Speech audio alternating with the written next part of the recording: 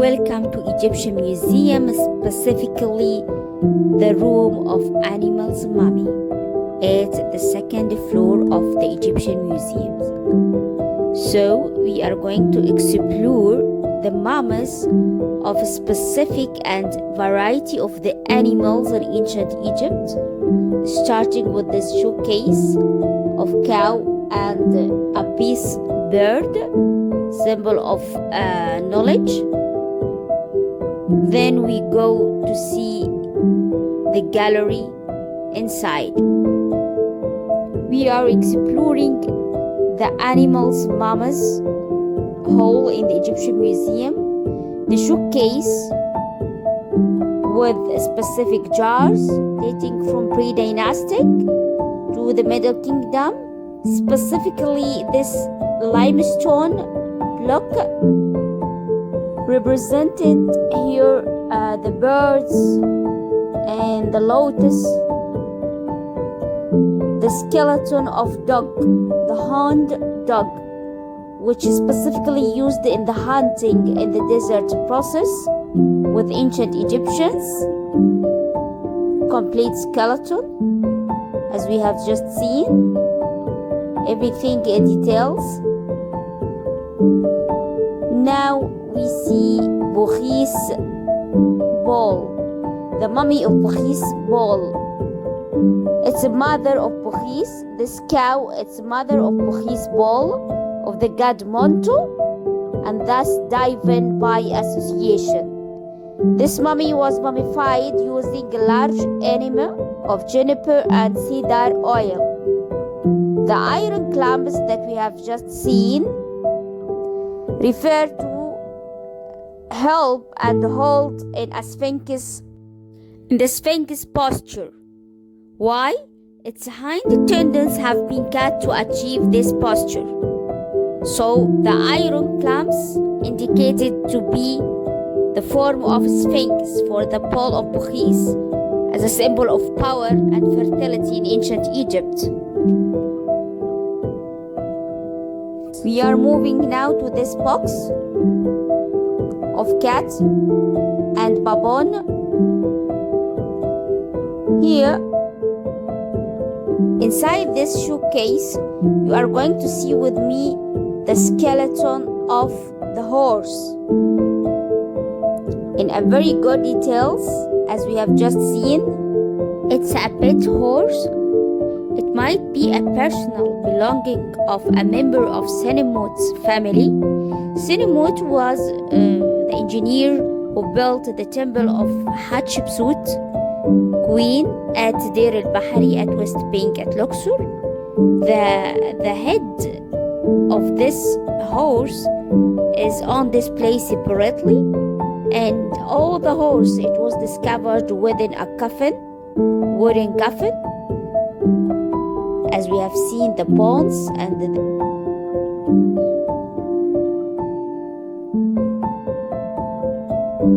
Now let's go to see the crocodile. This is the sacred animal mummies. It's a concept of worshipping animals, and these animals were worshipped during their lifetime as a personification of the god, and buried with the pomp and circumstances upon their death. As we have seen, the huge two crocodiles, a symbol of the god Sobek, the god of fertility and flood in ancient Egypt. The ancient Egyptians believed that the spirits of the god would enter the body as a specially marked beast, and upon the animal's death would move to another animal, which also had special marks.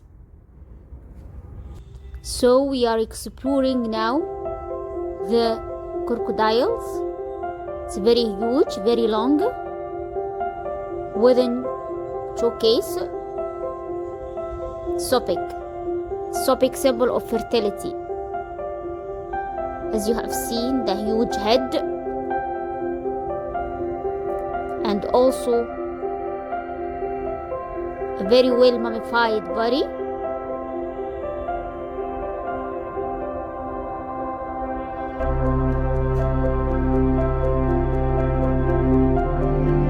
The sacred fish. These fish were eaten throughout Egypt, except in the area of Isna, in the middle of Egypt. From the late period onward, that's why it's existed in a huge numerous of fish, this particular fish. Here, the map of the provenance of Egypt, which is specialized in the specific symbol of animals. Now we are exploring the gazelle, the pet animals. Pet animals. The Egyptians kept pets from the earliest times. They were pampered creatures such as gazelles and monkeys. As we have seen, the gazelle of Iset Mkheb, it was a pet animal of the divine wife of the god Ammon, Iset Mkheb, the high priestess in that time. Also, pets were beloved that the Egyptians wanted them to have eternal life. So they mummified and buried them. This is skeleton. The monkey. Pet papon. This papon was almost certainly a pet animal, and it must be imported from Nubia or south of Africa. This papon had a long finger and toenails. It had a well-healed broken arm, all of which indicate it lived in captivity for such a long time and didn't have hunt for food. It might be lived well over 5 years. These are food mummies, consist of poultry or joints of meat. Another papon also in the same tomb. Here is the dog and the papon were discovered in the same tomb. 3 papons within the showcase, as we have just seen.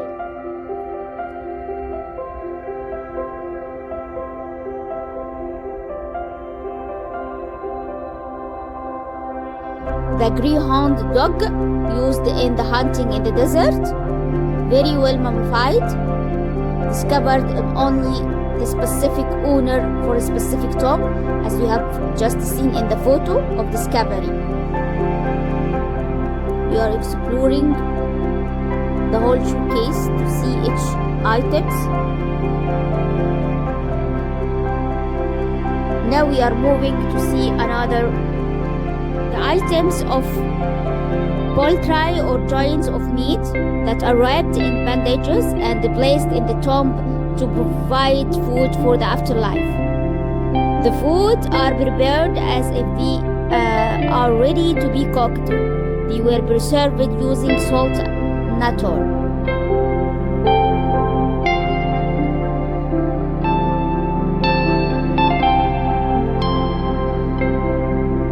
Showcase for the coffins for scarab beetles. They were made to contain the preserved remains of the scarab. And you see with me different symbols and different models of the ball of dog. That scarab pouch was equated with the sun disk by ancient Egyptians. Different shapes of scarab beetles, coffins, and here the panel to identify the process of balls. Votive mummies. 2 showcases of votive mummies. Votive offerings are mummified that were dedicated to specific deities and buried in catacombs attached to the temples. This would have acted in the same way as votive candles. They activate prayers as long as they exist. Pilgrims would purchase a mummy according to its burial in an underground labyrinth tomb, such as cats and also snakes and some falcons' mummies. They were considered as a votive offering mummies to get a strong relationship with the gods as a religious offering. as we are exploring now the different mummies within small coffins. Take the same figure of the animal.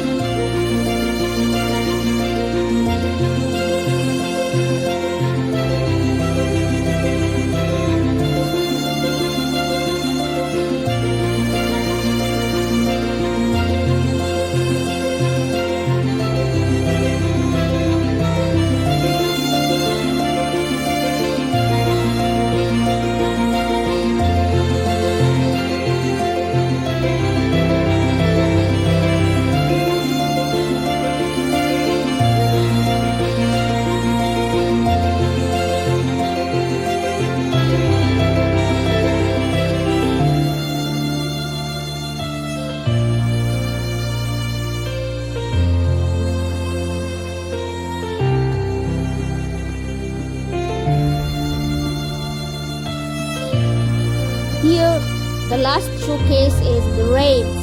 The rains in ancient Egypt, which are considered the symbol of the god Ammon, the god of fertility, the god of creation, and the main god controlling all peoples, which now is Luxor. Then we have two mummies of rams. You see here the crown, sun disk, two couplers, and also the gold coins cover all the body. Here also the ibis. This is the ibis, symbol of the god Djibouti, the mummified ibis, which is located in a very, very severe mummies, thousands mummies, underground at Tuna al-Jabal at Armenia, as a votive mummies as well. See here also the ibis. Different types of ibis mummies. Here also the mummy of ibis within this showcase, as we see with me.